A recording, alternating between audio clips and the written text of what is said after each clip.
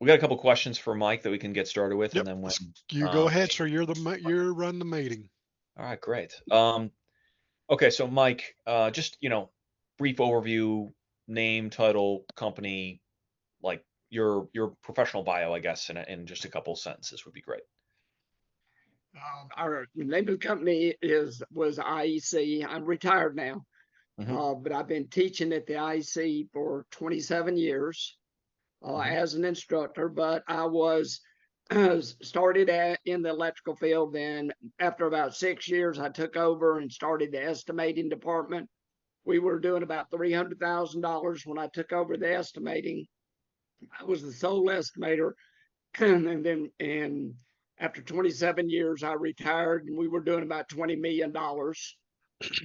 We've used several different softwares. We've used just the Excel. Then we went to the American contractor, and then we've been using McCormick.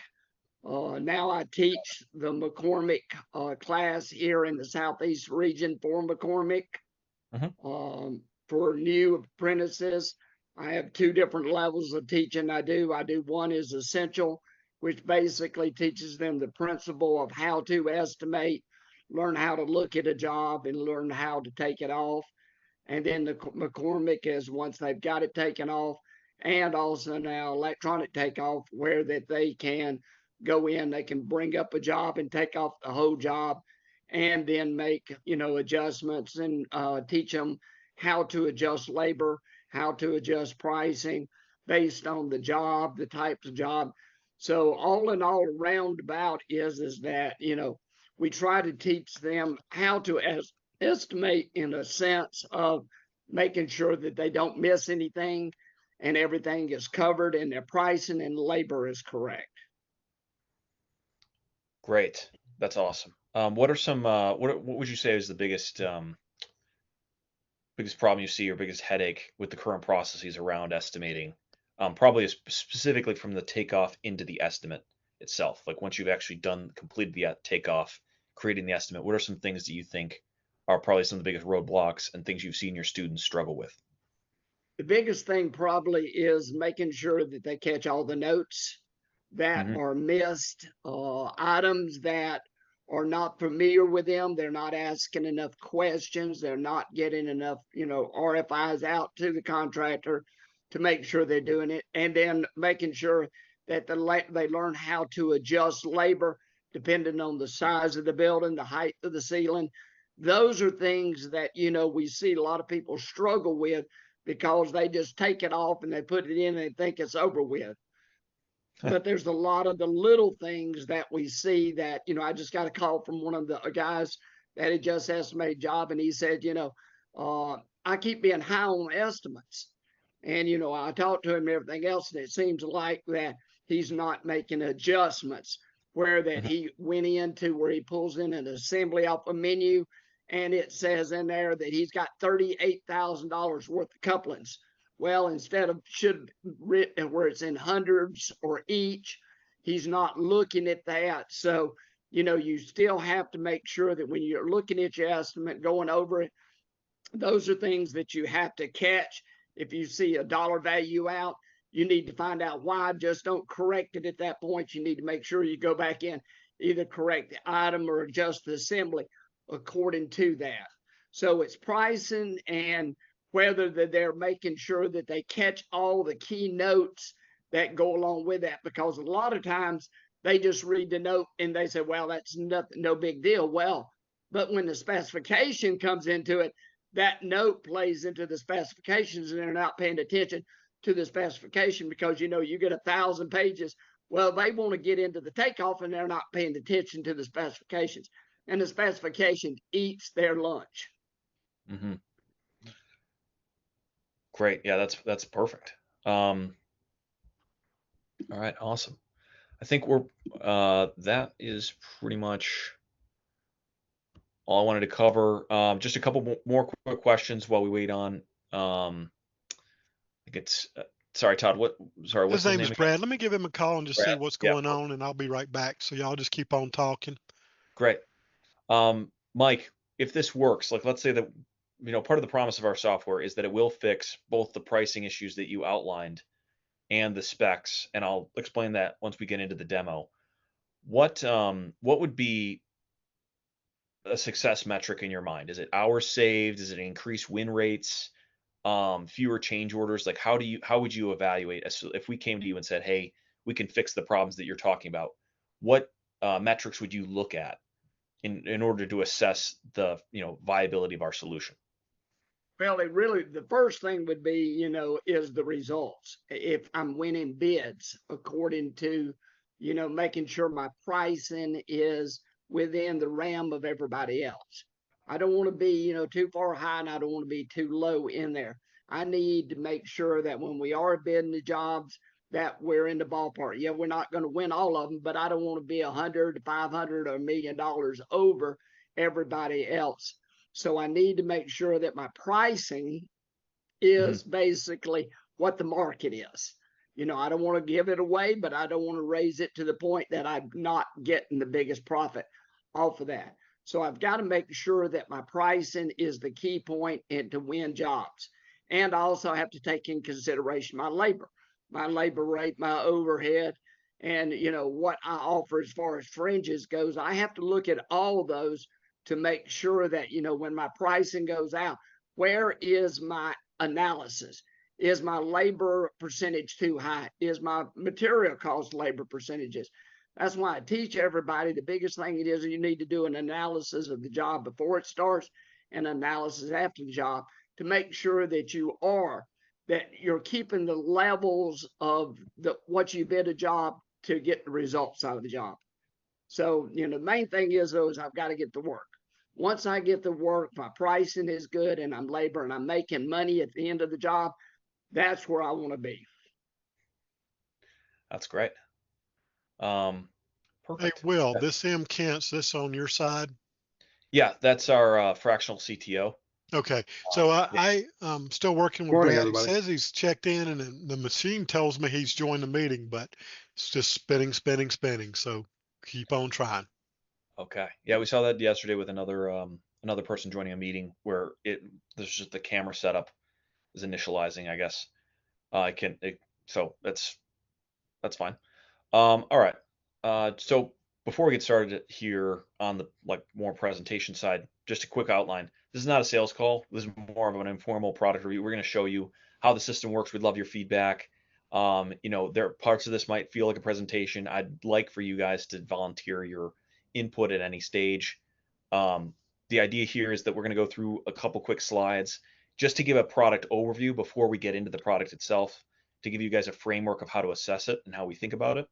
And then we're going to dive right into the demo. The demo is going to have 3 parts. We're going to do a full live export from an e-takeoff solution. So a takeoff that's basically been partially completed. It's just going to be one plan for the sake of time. And then I'm going to show you a larger estimate.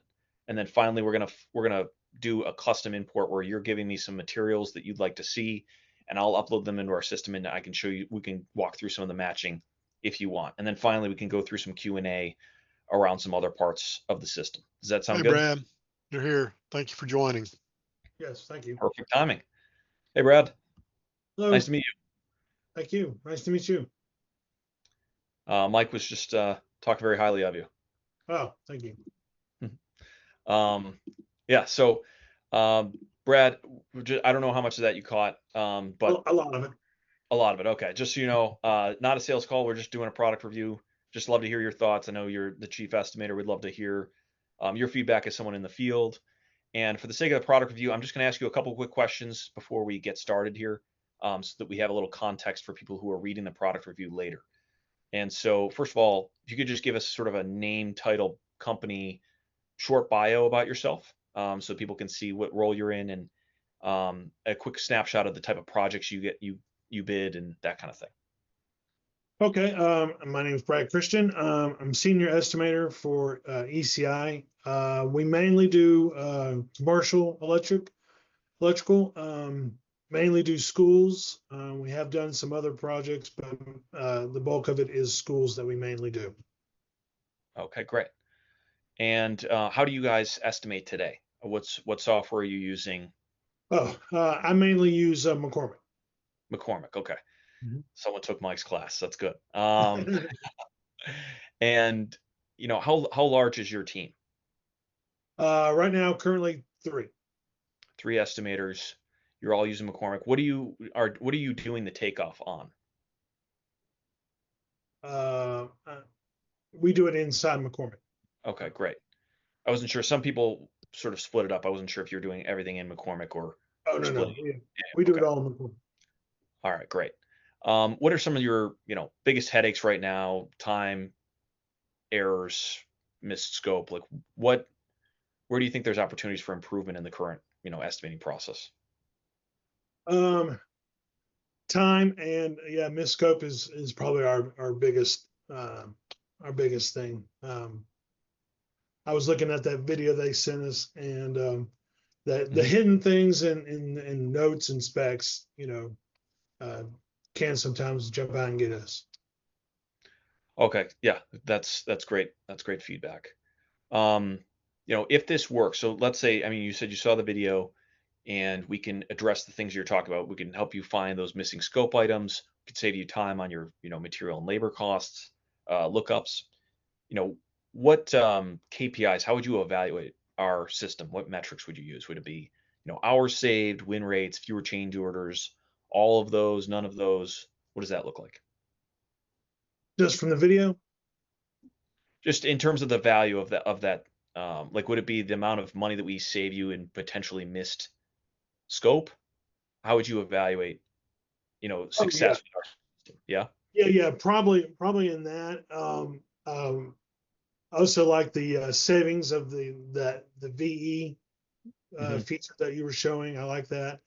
Um, and uh, Not having that wire, and so you inputted another wire automatically in. That was pretty nice. Not taking the legwork out of my hands. Nice. Okay, great. Um, Perfect. That sort of handles the question part. So I'm going to dive into a little bit of the presentation. Again, pretty informal. We can just sort of talk through some of these. And then it's just to give you guys a overview. Oh, you know what? Todd, it's not letting me share my screen. Okay, give me a moment. I'll get you done, Matt, sir. All right, great.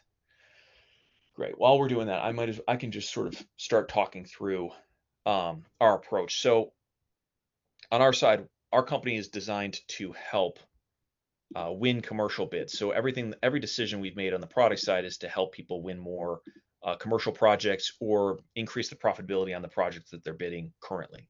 And so our sort of guiding thesis is, what is the most competitive electrical bid? And what we came up when we were talking to electricians, and what we came up with is, it's the lowest possible cost to use the electrician because that gives you a lot of opportunities on margin and the ability to build in allowances for yourselves, but it also puts you, especially in cold bid scenarios, at the forefront of whatever the GC is looking at, because most of the time our understanding is that the lowest bid wins within a certain reasonable framework. But if you're too far outside that, you won't even be considered. The second one is most complete. So something that addresses all of the specs, that reduces the risk on you. Brad, you were talking about potentially, missed scope being a metric of success, right? And Mike as well, we're talking about how that's one of the most common issues is that people miss things in the specs when they send these things out. And then finally, maximum choice. So, Brad, especially you were talking about how you liked the VE options. That's something that research shows VE can increase your win rates by about 5 to 10 percentage points. And so, with our system fully implemented, while your competitors are trying to put together a base bid, you can come to the GC with, 3, 5 bidding options and looking much more prepared than your competition. And it should increase the surface area that you have with, in terms of being able to win bids. And so this is what we've been focusing on, and you'll see this in our product once in just a couple minutes here. So um, the way to evaluate our system is through those main 3, right? We optimize for the lowest cost materials across your approved vendor list. We flag missing specs and line items, and we help you create VE alternates in just a couple minutes. And then I also put a fourth one in here, which is that we have almost no onboarding time. So a lot of these systems you have to learn to use. Our system will learn how you want to use it, and will adapt to your needs. And so there's no courses, there's no certifications. I know a lot of these systems, we run into Acubid users who have to take 10 to 20 hours a week to learn, in a week to learn how to use their system. We don't have any of those requirements. You can just pick this thing up and use it right away. And then finally, just a quick primer on the home screen that we'll see. Our system is pulling pricing directly from your catalog. It is understanding your materials. And the biggest thing here is you imagine having a material supplier sitting in the office with you as you're going through your material list, because that's very similar to what we've built into the product itself. So our system is actually thinking through your line items and what you need. And I'll demonstrate that in a minute, but there's a lot of advantages to that, especially on the VE side, because it understands it's not just finding the best match, because you could do that with a database in a little time. It's also understanding how your project fits into the a larger commercial bid. And so I'll explain what that means here in a second. But before I dive into an actual live product demo, any quick questions on anything that I just covered?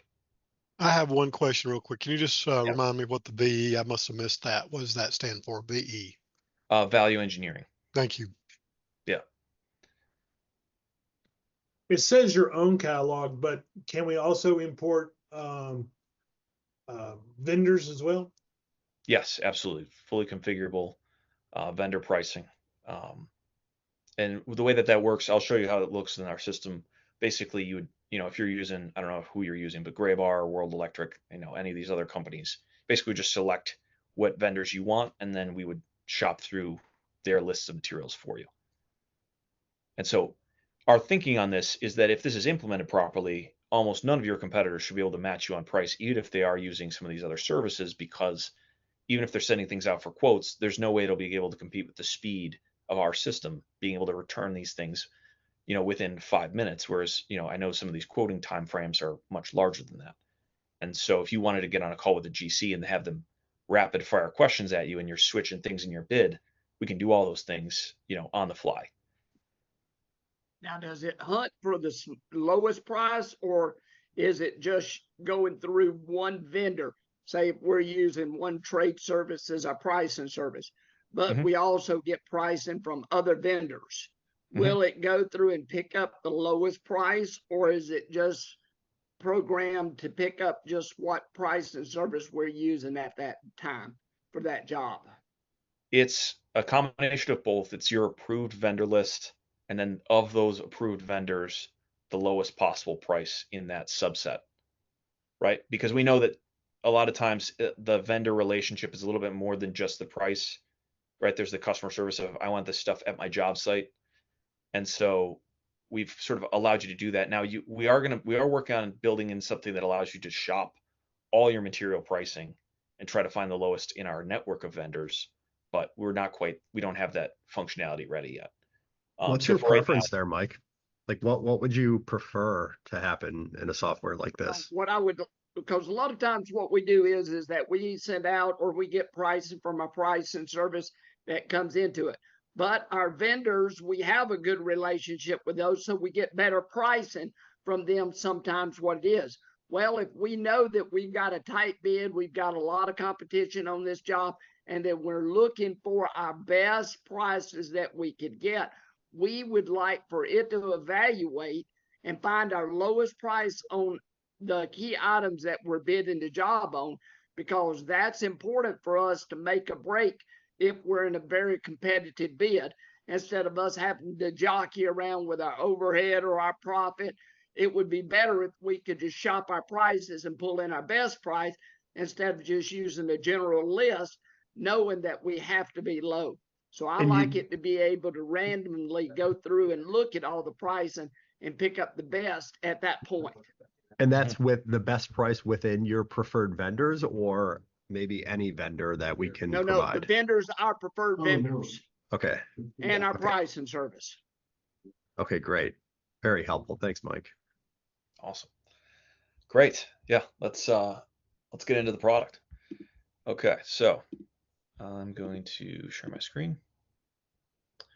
And okay, so this is our home page. I'm going to go back one tab to this. This is our takeoff solution. So in here, we've kind of put together like a small sample takeoff. It's only the devices in this multi-tenant shell fit out, right? It's a very loose, very easy, straightforward bid. Just some lighting, some fire alarms materials, some receptacles. And what we're going to do is I'm going to export this.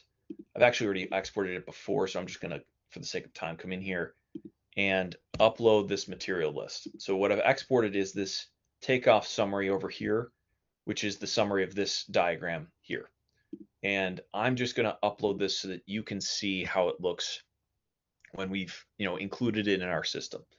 So you can see here it's just pulled and parsed all of the data. So it's reading my entire list, porting over the quantities and the title names, and now it's looking everything up. And so I've actually already uploaded a more complete bid. And so while this is loading, I'm going to switch over to this tab just to show what it looks like when it's complete. So in this, will it note whether we have quoted items and then our pricing? Will it note that and make sure that it's going to show up all the items that you just downloaded into the computer? But a lot of that we get quotes on. mm-hmm. How is that going to show?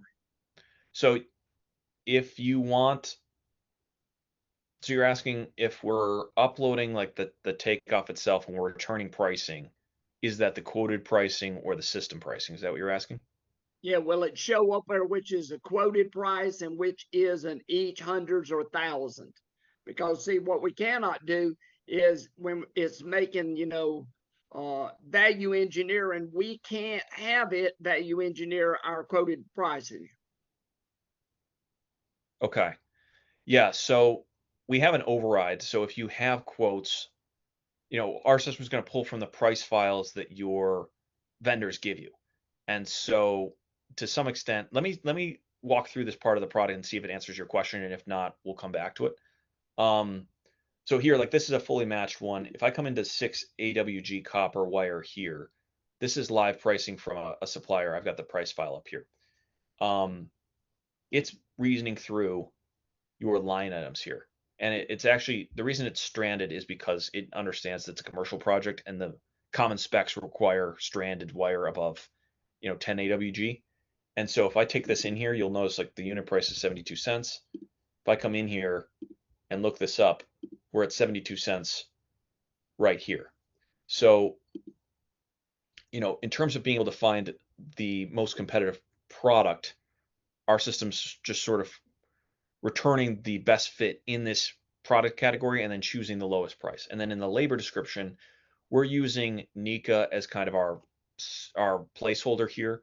We've also discounted some that we offer like a more discounted version of it as well, about 25% less, because we've had some feedback that it's a little inflated, but you can edit that here. And then this labor description matches, if I pull up the Nika code book, it matches this, wire here, right? Number 6.99 or 0.099. And to your point, Mike, our system is applying the unit modifiers, right? So each of this wire is typically done by per thousand. So you can see that it's normalizing the hours per unit here and here. Whereas if it was just returning it, it would say something like 0.99 or something along those lines. And to prove that it can do like multiple different units, like if I go into 2-inch conduit, it's applying this, conduit is typically priced per 100, right? And so it's matching and normalizing your units on both conduit and wire with different unit scaling. And so this is one of the major values of our system, right? And it's also kind of table stakes. I mean, a lot of this stuff is happening behind the scenes, right? We're reasoning through the cost. We're getting the lowest possible material costs because we know it's going to help you win bids. Not the most exciting stuff, but it's what we need to do to get to a spot where we can value engineer. And our system can also categorize your material packages for you. And the reason we did this is so that you can do value engineering on specific packages within your, as subsets of your initial estimate. So if I collect lighting, like it understands what my lighting is. Now coming down here to the bottom, we've got, materials, accessories, site work, just your basic estimate export options. And then you can export this to an invoice, and it will come up with, sort of your itemized list of materials here. Now, can we adjust our labor? Say that you're using Nika. Well, we use our own labor. Can I go Yes. in under that and adjust that labor to what our rate or labor rate would be? Because we have different labor rates than what the Nika or the common labor is. Yeah, absolutely. Just it's fully configurable. So both both your material pricing and your labor are fully customizable. So whatever you're using, our system can accommodate. As long as it's, if it's might be a little bit more of a challenge if it's unit pricing, like if you have something that's bundling a lot of things together, might be a little bit harder for our system to match. But right now, as long as it's a labor unit based system, we should have no problem. If I come Because into the we settings of usually this, adjust our labor usually on the extension page. Can okay. is it basically the same thing? We can go in and just adjust that labor on the extension part Yes. of it? Yeah. Okay. Yeah, exactly. I mean, in here too, you can apply different labor settings, and we use a labor base rate. But we do have some, product requests around including indirect labor calculations and having a more robust labor calculation rate. Um, but yeah, if you need to apply different things here, this one we haven't turned this on because we only have, um, in our demo, we only really use one product file. But this is going to be a multi-select similar to this one where you're clicking through what vendors you want to use. So this is especially helpful if you're bidding in multiple places and have to use multiple suppliers. It's a good piece of functionality there. So any questions or thoughts on the matching side? Like I said, we're focused on getting the lowest possible cost. Our systems understand the materials. It's finding you the best price among your preferred vendors. Any questions on this part of the functionality? No. All right, great. Table stakes. Here we go. All right, next up is the plan. So how do we make sure that your people aren't missing any specs? So what we did is I'm going to pull up this is the blueprint set that goes with this estimate. And you can see here, like this is here are the general notes. I know that especially in larger commercial projects, Brad, you're saying you're doing a lot of schools. You're getting there's a lot of specs I can imagine. And from what I've seen from school projects, it looks like there's a lot of specs that need to be, basically be parsed and read. And so something I'd like to point out here is you might add temporary power as a default, but in our example estimate, there is no temporary power, so we can demonstrate what it looks like if you miss a line item. So if I come in here, buried in the middle of my notes is this clause for temporary lights and power, 5/0 right here. At a $133,000 job, your profit margin is roughly 13 grand. If you miss this spec, it could cut your profit margin in half or even maybe a little bit more, right? And so I'm calling this out because I want to show that one, we can read the specs. So these are all of the notes from the entire spec sheet. And if I Control F here, temporary power, you can see that it's pulling that note that I just showed you into our system.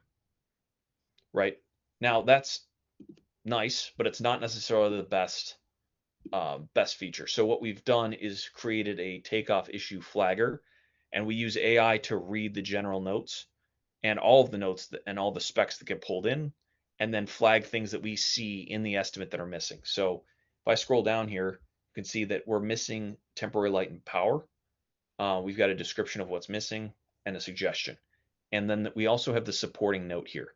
So this is a full citation from the notes. So you as the estimator can just go through here, and if you want to do a quick sanity check on any estimate, you can upload the notes to an estimate that they've submitted and then find where they've missed a potential spec. And this functionality is not up and running just yet, but what you'll be able to do is just come in here and click this plus button, and our system will automatically apply the missed specs into your bid. So it's helpful. It gives you a review of what's missing and what you want to change, because not everything is going to be something that, for example, you might bake, permits into your G&A expense. And so you might not need to add this one. But what this allows you to do is review things and then make quick changes so that you're not missing any of the specs in the plans. So any questions on this part of the functionality? Is it scannable, or how is it taking the notes and specifications into the drawings? So what it's doing is, if I come back here, yeah, we're starting to get some matches. I'm going to duplicate this one sec. Okay.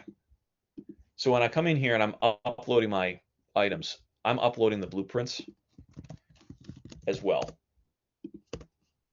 Right. And so when you upload your blueprints, that tells our system, hey, these are the specs we want to use. Sometimes we know that they'll submit like extra notes, especially on the larger projects, like Brad was saying with schools. You can add your upload. That's where they can go over here in this upload notes section, and you can add those, and our system will factor those in as well. So a very robust plan reader set to help you avoid missed specs. Now, when it's pulling in these notes saying, don't forget your temporary and everything else, what is it looking for? Is it looking for keywords or something in the specification? How does it know what is important and what may not be important? How does it know that? So it is reading the specs and then applying like a heuristic of how much would it cost this estimator to miss this, and then ranking them based on that. So temporary power is one of the most expensive things in that note set. And so it was thinking to itself, okay, we definitely want to put this up at the top. But when it's reading the notes and it's comparing what it would expect against your takeoff, and in some cases it is creating I should back up on that actually, because it's a little bit harder. It's reading the notes, it's creating its own example takeoff of what it would expect to see in your estimate based on the notes that it gets.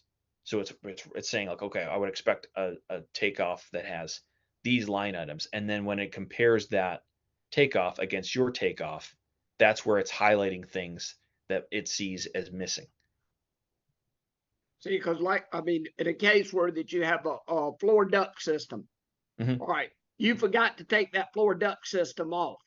How does it know that you did not take that off and it's in the specification? And how does it know that, say, it is to be furnished by someone else? How does it flag that? I know AI technology is a big thing, but sometimes, we still have to give it the information for it to give us an output. Yeah, that's a great question. So it can't. It's only reading the notes in the blueprints, right? It's only reading the words. It's not going to be able to pull any of the diagrams or the blueprint itself out yet.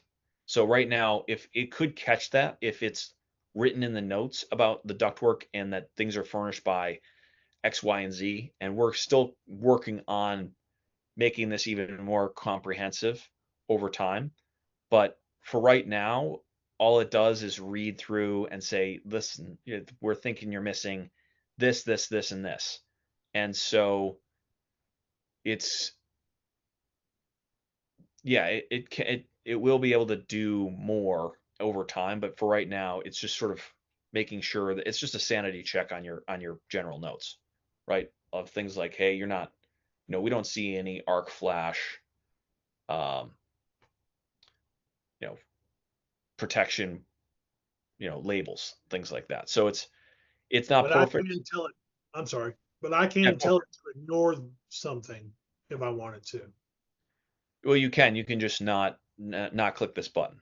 Yeah, you don't have to apply it. So this is really more of a co-pilot to help you identify things that might not be listed in those line items below it. It's taking those general notes and then comparing them to everything on the takeoff underneath this modal and saying, what's missing, and then ranking it for you. But again, it's giving you awareness and control, not doing it automatically. So it's not just like throwing stuff in the bid, right? We don't want that. We want you to be in control, but have better context and awareness. And that's a lot of what these large language models and the technology do. They take a lot of text, a lot of context, whether it's product pricing, labor codes, notes, etc., and surfaces them to you, the human, to have ultimate control and just kind of a better co-pilot tool to get your job done.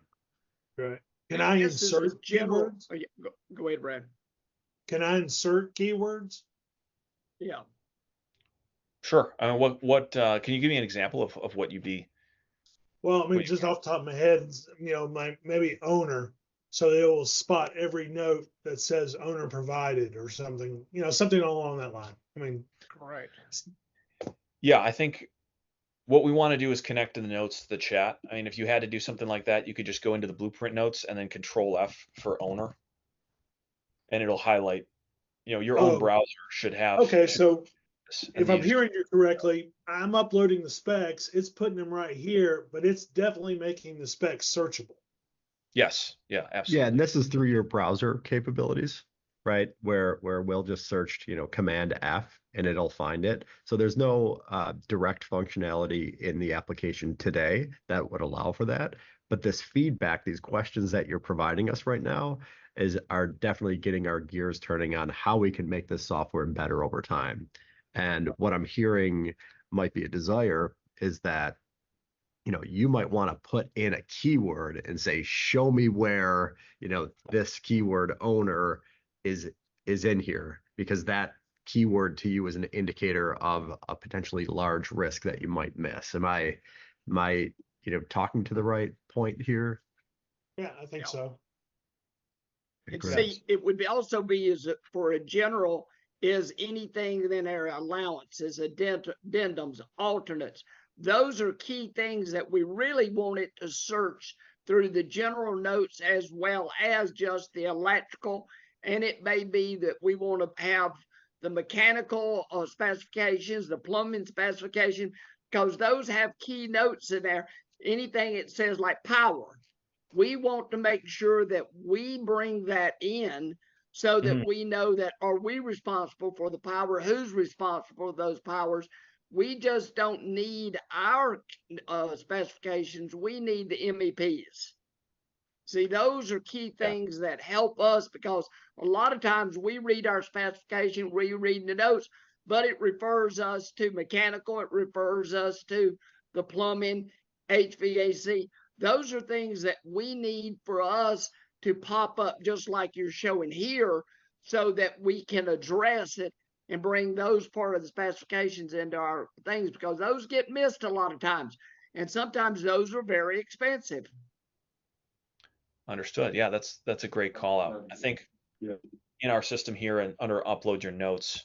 So one of the things that explains how our system is able to understand the general notes, and my example is just electoral sets, but if you uploaded a full general set of 130-page blueprints, we will still read our system is narrowing it down to electoral. It will only read the electoral notes right now by default if you upload it as your blueprint, because it's going to focus all of its attention on what your electoral notes say. But if you wanted to have additional notes, you'd use this extra modal over here and upload your MEP, and our system will read those and then pull those in as well, right? Using the same functionality. It just doesn't have the same reasoning filter of, is this an electrical sheet?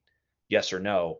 If no, don't read it, which is built in right now to ensure that we're not pulling in, the landscaping notes or like the notes from the architecture notes or anything else. Like, we want to make sure that we're only providing the electrical notes in this section here. And that's fine for me. Okay. Because I mean, the key thing we always look at is that sometimes the site drawings from the architecture shows things that's not on our electrical. We need to make sure that if it has the word electrical into it, it needs to be flagged for us to come up to show that, because I like the way that it is brings his keynotes in. But I Mhm. want it just for not for just the electrical drawings. I want it anything that has electrical. I need it to come in to flag me because we miss so much sometimes because it ends up on a site drawing and it's not on our drawings and it doesn't even reference it Yeah, that it's on the that's site a drawing. that's great feedback. I've got a great feature idea, Mike. I'll probably circle back with you if you don't mind in like maybe 2 weeks, and I'll show you how we could do that. Okay. If you don't mind, I'll give our developers a little time to put something together. But what I would think you would want, it sounds like, is you'll notice on this left-hand side pane, and I don't want to skip ahead here a little bit, but like we have a whole chat feature, and this is more than just a chat. This is a full agent.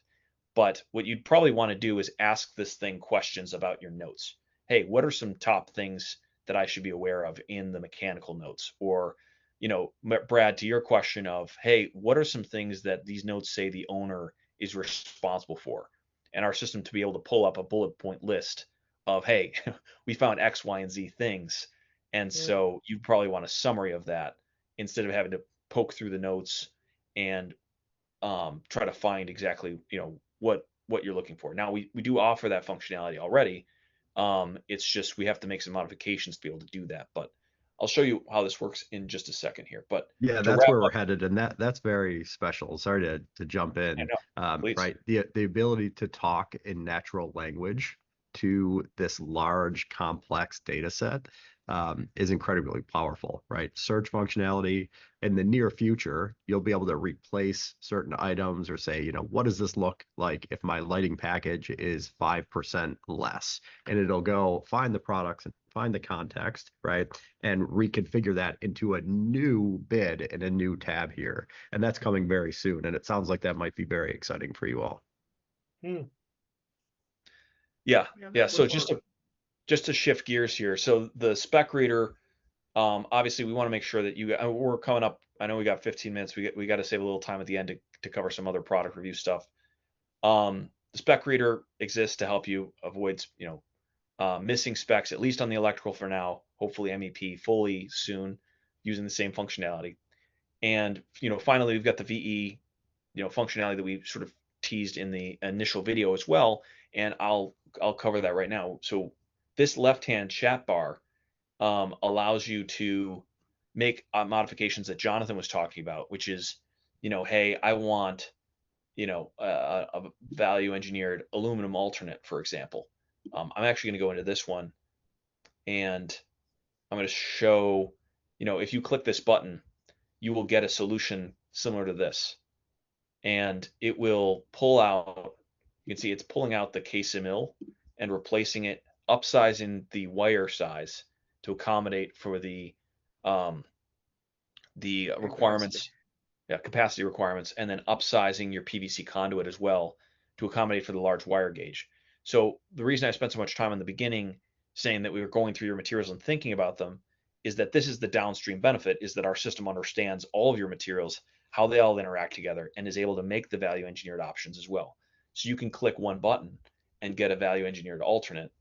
I'm just gonna, and if I was going to add this 600 KSML, and let's say that it's a 400-foot service, like you would be able to click that button and modify this immediately, right? In this up here. And so this will save you about $20,000 off of this bid, which should allow you when you go to these GCs, hey, like here's three options. This is just one pre-built one. We're going to be building other ones, so things like lighting fixture package or other value engineered options that you guys want as defaults. We're going to polish those up and put those in here so that with a couple clicks, you could turn around 3 to 5 estimates in under 20 minutes that you can give to your GC.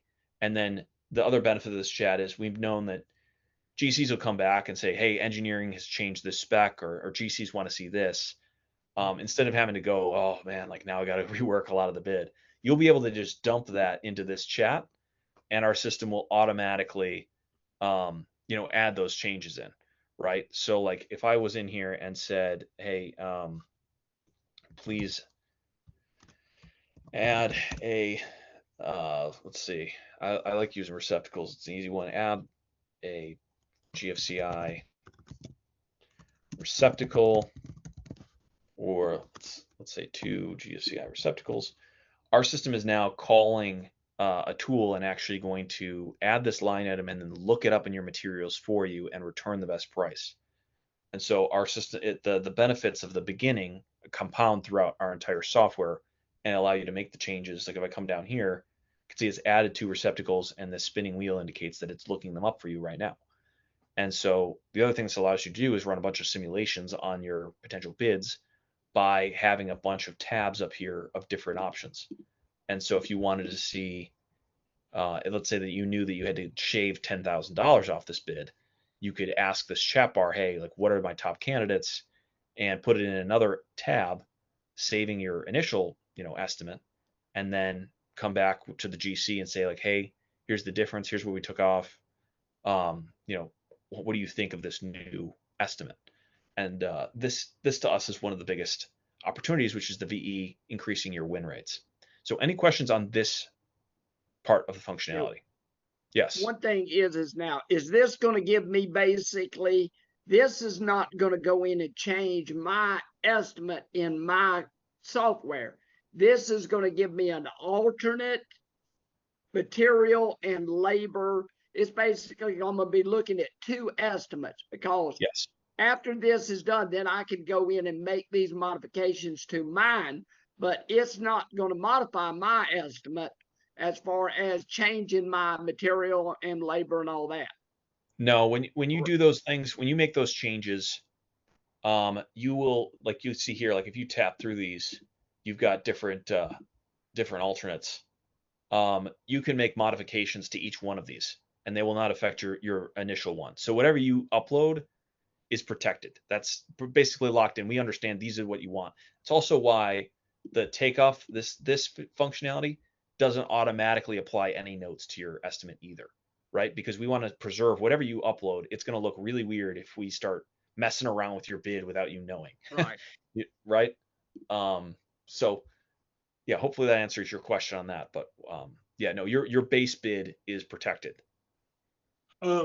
You added 2 receptacles. Is that just the receptacle itself, or is that everything that comes with it?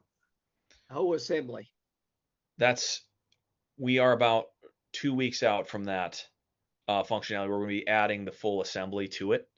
Right now it's match. So it's matching to a product right now. And then what we're going to have it do is like, as I can see here, like it's matching, it's reviewing a whole bunch of options. If I looked up any of these, it's all being pulled from a product catalog. We're going to have the assembly will be built around it.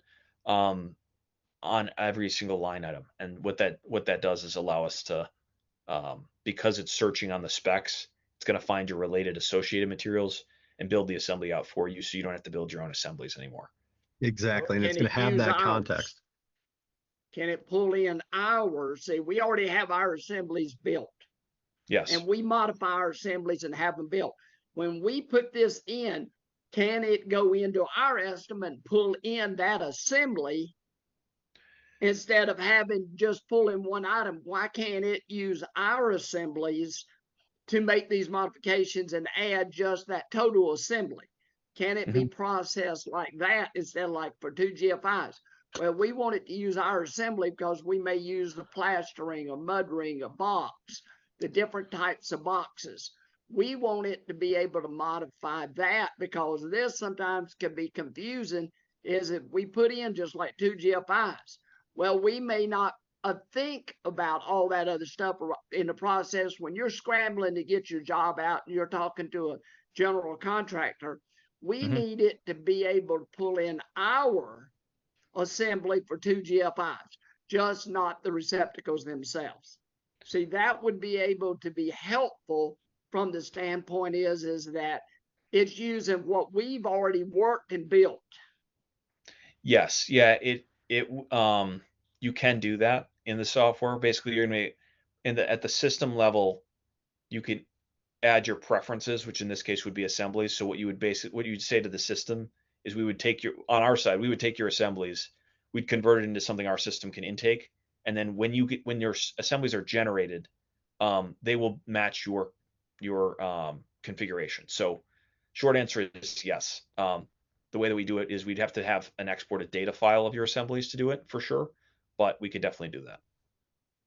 Mike, do you actually build those in-house, or is it sort of when you Yes, say they're we built use our in-house. assemblies? Yeah. Some of already are built into the program, but we modify those and basically we build our own and build our own assemblies, because for each job we want to, if we do a lot like schools, we want to pull in basically one school will be like the others.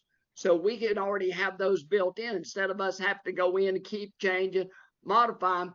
We already have those assemblies built. So in a we lot of can ways, use those assemblies. and it's sort of like your own internal product That's correct. in a way. Yeah, sure. So I mean, like in that sense, we could support that today if we imported what you have as your assemblies as sort of your own product list, right? With effectively using yourself as the vendor, and you know all the pricing on that. Like we could support it that way, and then of course, another way would be the way that Will described as well, which would also be effective. So yeah, I mean that's it's very possible. Like there's a couple ways we can handle that. Awesome. Okay. I have a question. Yes. And I don't know if I missed this or not, but my takeoff, am I doing the takeoff before I'm entering this in, or is it doing the takeoff for me? You're doing the takeoff before. At some point, we'll have it so that you're just uploading prints, and we're giving you like a looped service. But for right now, you're uploading your bill of materials ahead of your Okay. estimate, and Just then our making system sure. will optimize it. Yeah. Just making And sure. how does that feel to you, Brad? Like in this moment, do you feel like the value is there? Like be candid with us. Well, I guess it really kind of comes down to I mean everything really. How much of this is saving me at the end, and how much does it cost? This program cost. Because if I'm already doing the takeoff in McCormick, I'm really only, and I think Mike might be the guy who understands what I'm saying. You're only replacing my bid summary of the process. So I'm not saying it's bad. I see the potentials and I'm very interested. I just don't know if I can fully answer that right now. But if he's saying, fair, within a year, y'all are taking off drawings as you upload them, well, then now you've really piqued my curiosity. When it comes to, for you, Brad, like when you get to the point where you're doing some amount of value engineering or you're needing to make alternate bids, you sort of put together initial, and we talked to a lot of folks where this is the case, right? They put together initial takeoff and then they want to modify it in certain ways. And there's a lot of time that gets consumed that way.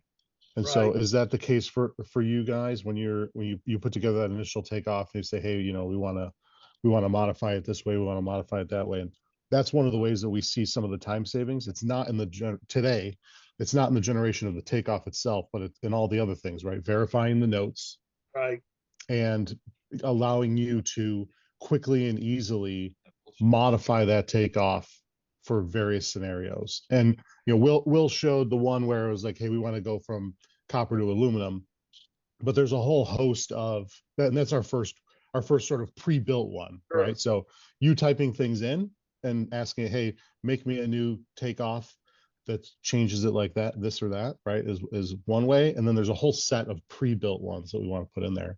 And so like if the question really then is like, how much time do you spend making for you specifically, how much time do you spend making alternate takeoffs and sort of playing around with different versions of that before you ultimately make a submission?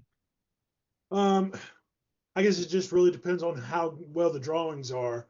We're going through a little spell here where the drawings are terrible, and so I'm having to take the same job off 2 or 3 times. And so I could easily see the benefit for this when I'm doing that. the VE, I really enjoyed the VE because that does take time for me. And half the time, if we have to do it really fast, we'll forget the conduit, and we'll Mhm. just not forget. We'll ignore the conduit and tell them, hey, this is subject to go up, or go down, however you want to look at it, per conduit sizes if they approve, if you approve this. Yeah. But if I could go ahead and add the conduit into it, yeah, it's a no-brainer. How about notes analysis? How much time do you spend doing that today? Would you say? And we've talked to folks who have like very sort of detailed processes for highlighting and tracking those notes and those spec requirements. And then we have Yeah. some folks that are just like, they just put their thumb in the wind. They're like, hey, YOLO, here we go. We're just gonna go for it, Yeah. right? We No, don't no, even read them anymore. we try to Um, be very meticulous. Mhm. And Mike will probably, scold me next time he sees me in person. But sometimes I miss stuff because we're just going as fast as we can. Yeah. And so far it hasn't bitten us. But it always scares us. But yeah. So something that can read the notes and then, like you said, categorize the importance of them. That because I ignore the arc flash warnings and all that because that comes with with my gear. But Mhm. temporary power, sure, that's a chunk of money. Got it. I know we're coming up on time here. Does anyone have a hard stop at 10? No. Okay, great. I just have just a couple quick questions. So, Brad and Mike, who do you guys think this software would be best suited for? Like trade. No, just in terms of like what electrician or commercial electrician type and project type do you think this software would be best positioned for? Like, who do you think would get the most value out of this? Personally, a company like ours, Okay. I say mid-range to larger companies, Mhm. because we're trying to spit out just as many as we can. We're trying to throw darts at the dartboard, and anything that helps us speed that up. I mean, the takeoff, I don't want to say is the easy part, but counting is counting. Right. And this is all the gears and nuts and bolts. Key part is the extension and the summary. Those are the key part that makes or break a job.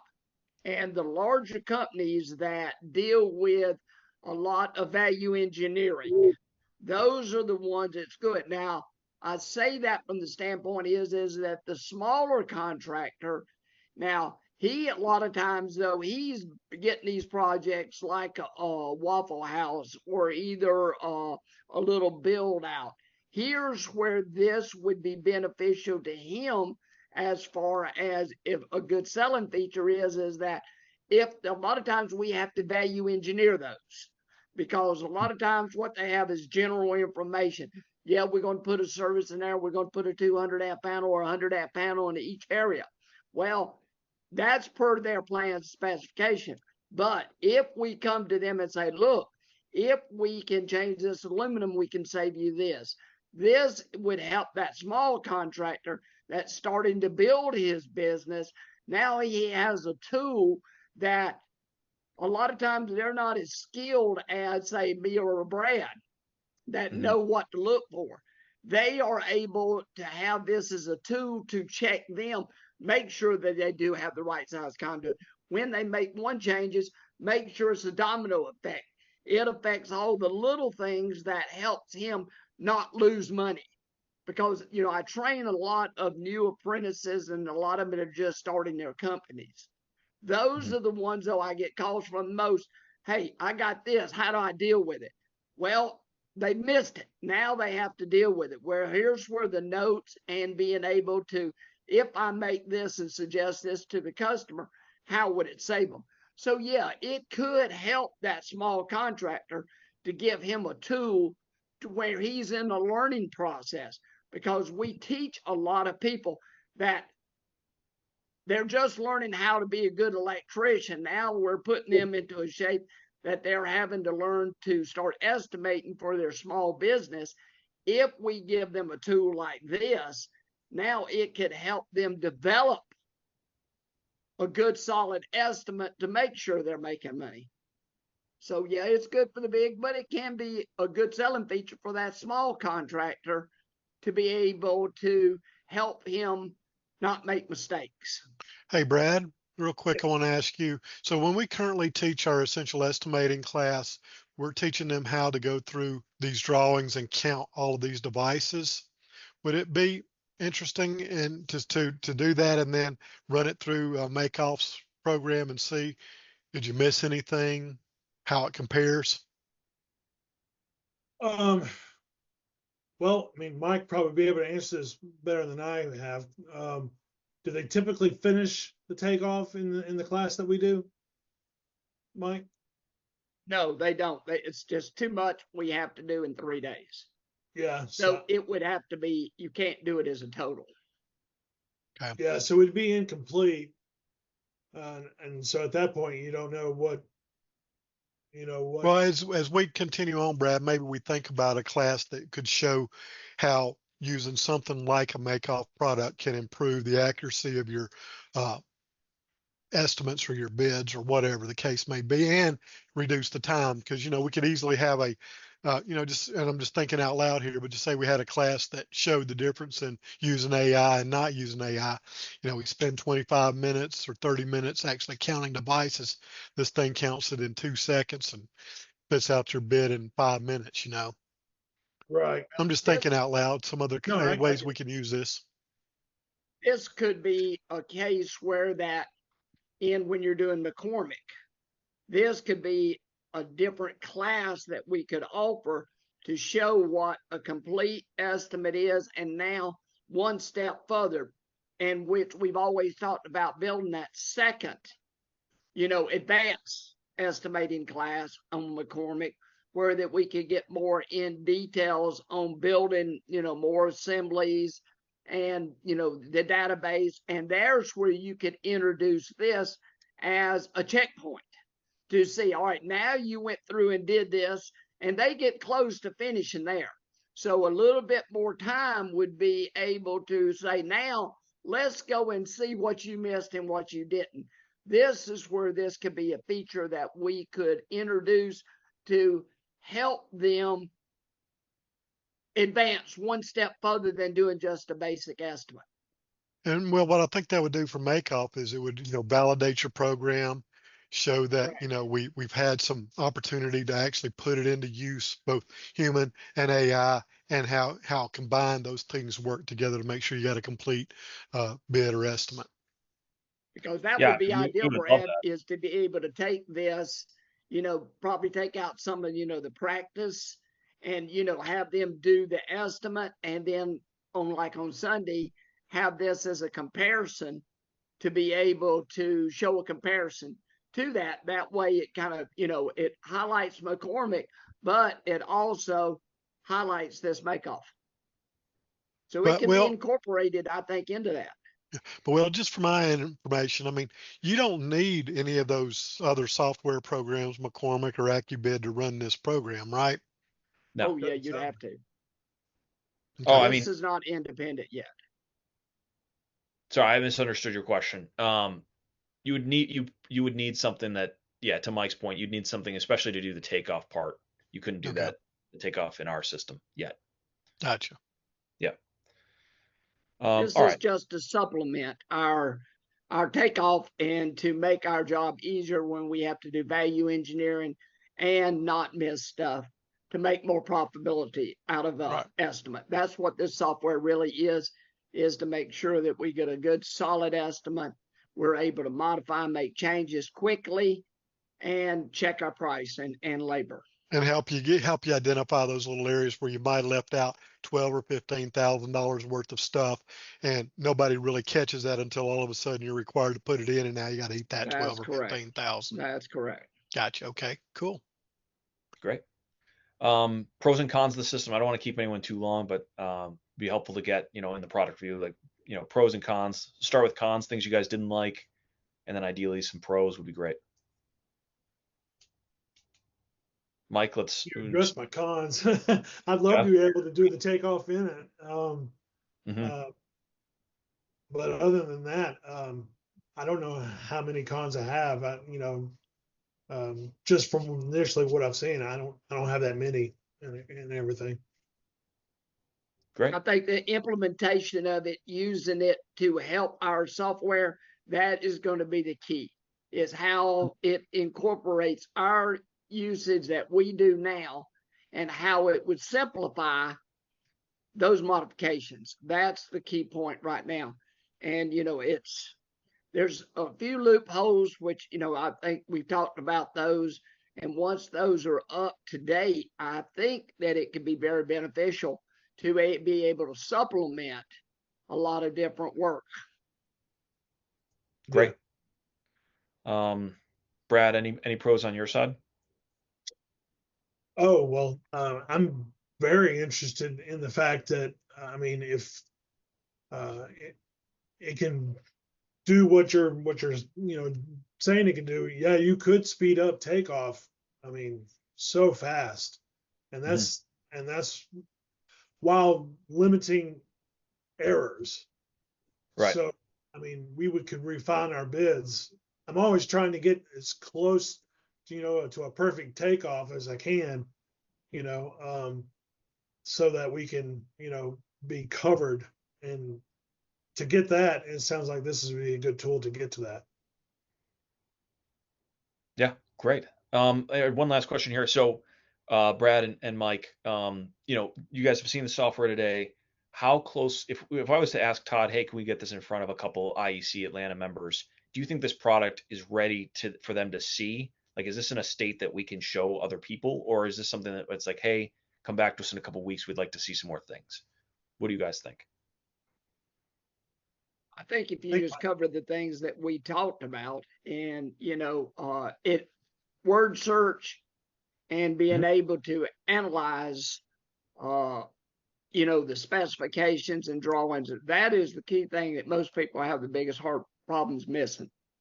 Those are your money. Great. But it's not far off. It's not far off. And it's going to be, you're going to have to be able to, a lot of the contractors here in Georgia now are starting to use McCormick. I've taught, they're sending me all their guys in, and which Brad's going to start doing that. Yeah. You're going to get all these contractors. So the adaptability of it with McCormick is going to be your key. That will be a good feature to do it, how it can supplement McCormick, because then you're going to bring in, and we're basically, when we're talking to these contractors, especially the new ones, we're getting a lot of them to come in and start to learn McCormick, because McCormick's pricing is very adaptable for small companies. Well, your software needs to be able to supplement and help that. So if you could kind of tie those two features together, then you've got a good opportunity there. Sure, but in the the presentation, like let's say that we reached out to Todd and we're like, hey, we'd like to meet this person. If they saw the same presentation we gave today or like the same product functionality, is that enough for us? Like it's not a waste of that person's time to get on that call, or do you feel like, hey, this is really far away from where it needs to be? You're going to have to get a little bit more in depth on how it's going to benefit them.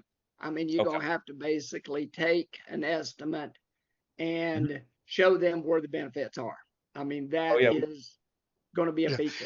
And Will, I think what would help the best is if, we had them bring a small estimate that they have and feed it directly into your system, because, I know sometimes when I watch things like this, I'm like, well, what kind of pre-program did they really do in that to make it work specifically? But if we could really show that someone could bring a moderate size estimate in and really key in and show them some areas they miss, I think this would be a really powerful presentation. Yeah, that's something we typically do on the sales calls. We haven't been doing it on the product reviews as much, just because of the sake of time, and we want to have something comprehensive. But so if we can do that, I guess, do you guys feel like we could bring another person on this call? They'd understand what's going on. We could show them the estimate, that kind of thing. Or is this something that it's like, hey, come back to us in a couple months when you're closer? No, I think that is where it's going to be your selling point. You're going to have to put it Okay. into an actual environment. Mhm. Because the Sure. more that they see it, the more that they can utilize it and they can see the savings and the benefit of it. That is your selling feature. And they need to be able to take that data from themselves that they know is clean and not manipulated by you guys and Mhm. see Yeah. what it does for them. And so Yeah. that's the real key. And we need to, you need to on your side make sure that when the people do that, that it accurately spits out whatever they're looking for. Because Gotcha. nothing damages their credibility more than saying, "Oh, well, it's not really working on that particular thing, or it's not working on this particular thing." Right. But that gives you a lot of credibility when you have, John come in from a company and say, "Hey, here's my $75,000 estimate for an Arby's restaurant," and then your machine says, "Well, wait a minute, you missed $12,000 in this particular scope area," and he can go back to his estimate and say, "You're daggone right, I sure did," and I just saved that person $12,000 or $15,000. Yeah. Okay. Um, yeah, I think the easiest thing to do there then is if Mike or Brad, if you guys have a sample, takeoff with prints, we don't need pricing. If you want to send those over, I can shoot a real-time video of us uploading it. Because I know we're over time here. I mean, we could do it on this call as well, but just in the interest of time, it might make sense for me to do that on our time and then show you guys it working that way. If that's a significant concern, which it sounds like it is. I think Brad's really going to be your key there, Will, because Brad is currently in real estimating. I mean, Mike's great. He got a lot of knowledge, but he's real formally retired from that. But, Oh yeah, if Brad is interested, I think that he could, work with you directly to say, and Brad, I don't know if you'd be interested, but maybe you can say, hey, one of your bids that you're like really struggling with, could that help you in any way? Would you be interested in that? And you don't even have to answer that now, but just think about that. Is there a way to actually test the system and make sure it's working as accurately as they're saying, and see what benefit it might bring to ECI? Yeah, absolutely. that'd be Could great. be a job that you just missed barely, Brad. Oh, yeah. Yeah. There you That may help you find out why. That's right.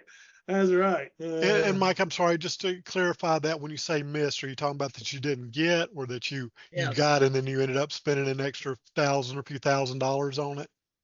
Now, one that you missed because you may be overestimating, or you put too much into it, or Okay. note or specification, something like that. Those are key things that make you miss jobs, or you didn't catch something Right. and you over labored it or over you priced it. Those are key things that people need to look for. And if you can find those mistakes, you'll find out why. And our key reason is we always ask ourselves why. Yeah, we always do. Okay. Awesome. Great. Well, that's it on our side, I think. Unless you guys, Mike or Brad, if you guys have anything else. Well, if you could just hang around with me just for a moment. Yeah, for sure. That'd be great. Thank you, you all so guys. much for your time. Thanks, guys. Have a good Very day. helpful.